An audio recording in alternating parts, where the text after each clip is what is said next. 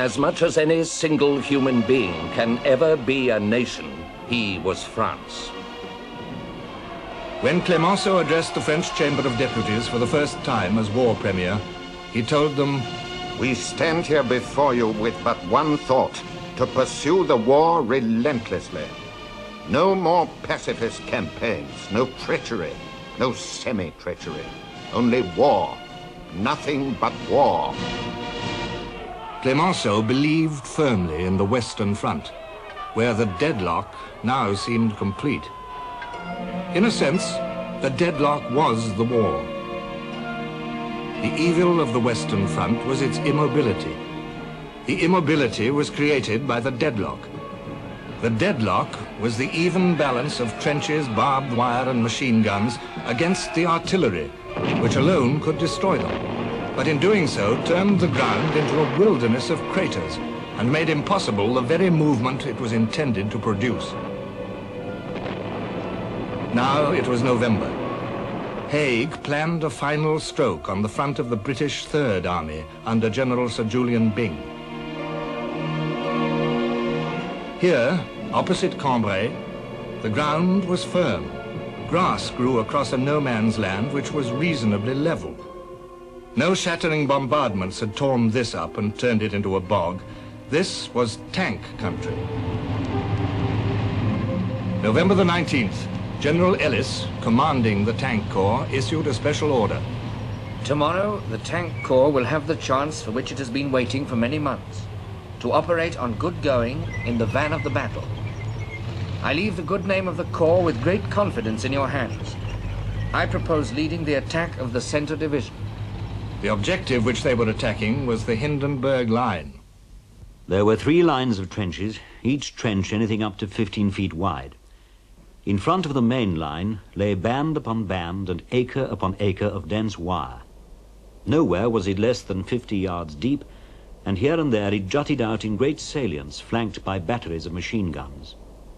Never before had we been faced with such a wilderness of wire.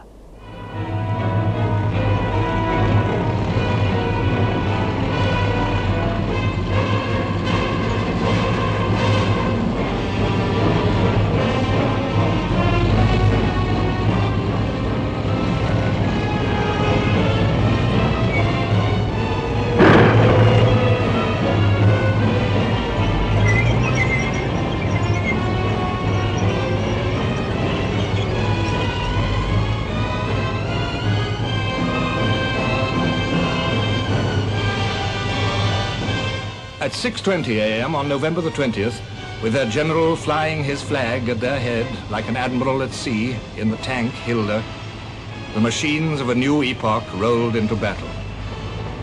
476 tanks, over 50 supply tanks, 32 specially for destroying wire, 2 for bridging, 9 wireless tanks, 1 for laying cable, 378 fighting tanks. We got in, shut down our tanks, and away we went. We had rough compasses in the tanks, and we got our course, and we set course for the enemy line. The first thing that happened, it was all dead silent, there wasn't a word until we got to the enemy wire, which was 0 hour for the guns. And that again was a first-class show. The Crystal Palace had nothing in it at all. It was no answer from the Germans at all, and it was the first time in our lives we saw the Hun being blown up all over the place, bits of thing going everywhere. The troops were frightfully pleased. No machine gun fires. We opened up our tanks, and then we got into this belt of wire. It was quite terrifying because it was about 7 feet high, very, very thick wire, and it was over 120 yards deep in places. And of course, if we'd have stopped in that or got our tracks ripped off, then we should have been for it.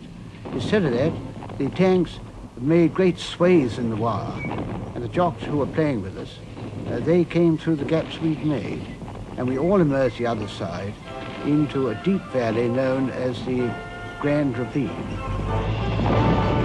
I crossed the first line. The wire didn't prove to be any obstacle at all. The artillery had done their job very well.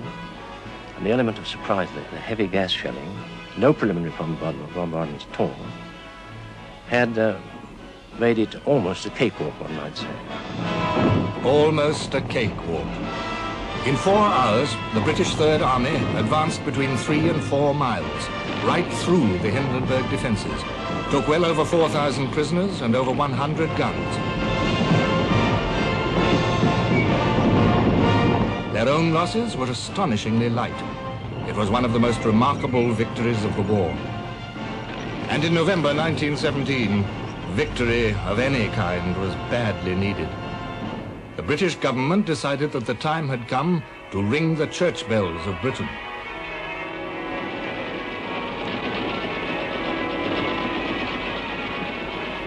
It's the first time the peals have been rung since the outbreak of war. I went up Ludgate Hill to hear St. Paul's carillon. It hasn't been heard since it celebrated the declaration of peace after the South African War. There was a big crowd on the cathedral steps and in the forecourt. After the clock had struck 12, the big bell known as Great Paul first boomed out and was followed by the full peal of bells. The people cheered and cheered. The bells of the other churches helped to swell the wings of sound carrying the joyful news. One of Haig's staff officers wrote on November the 23rd, All at home seemed to have gone crazy about the last success. It was, of course, a very fine effort, but it was no greater than other shows and does not deserve hysterics. When the really big, decisive victory comes, it will be time enough to ring church bells and sing the national anthem. the doubters were right.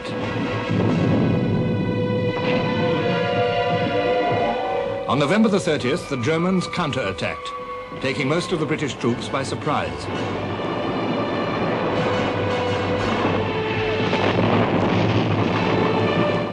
In the fight which followed, they won back almost all the ground that they had lost. When the battle died down, losses on both sides were roughly equal.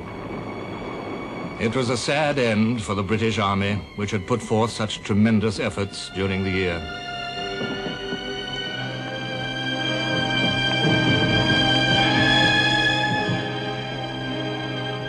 The iron of disappointment entered deep into men's souls. A British diplomat wrote to Haig, Even now, this war could have a glorious ending for us, but it won't.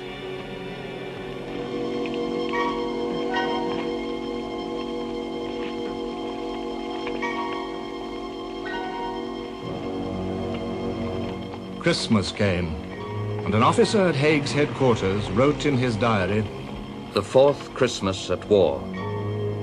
And though the outlook is so black, yet still I think it will be the last war Christmas. How different each Christmas has been. We cannot fail to win. Each year inevitably shows success more certain. But for the next few months, the prospect is the most gloomy since 1914.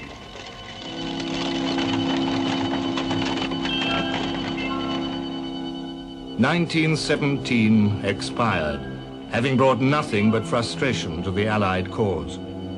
The Western Front remained, baffling, bloody, ruinous, and still the very heart of the war.